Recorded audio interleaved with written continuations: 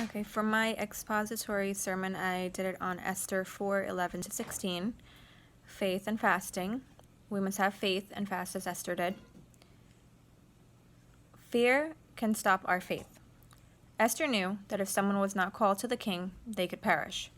Esther 4:11 says, "All the king's officials and the people of the royal provinces know that any man or woman who approaches the king in the inner court without being summoned by the king, because the king had one law, that they be put to death unless the king extends a gold scepter to them and spares their lives.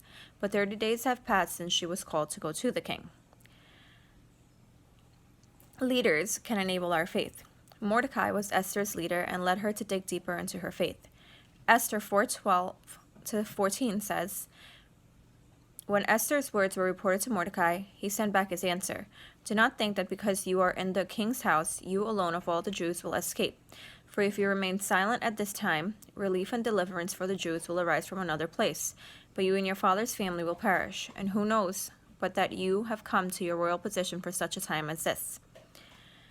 And point 3, fasting and trusting God.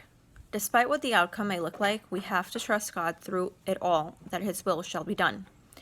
Esther 4:15-16 says, "Then Esther sent this reply to Mordecai, 'Go gather together all the Jews who are in Susa, and fast for me. Do not eat or drink for 3 days, night or day.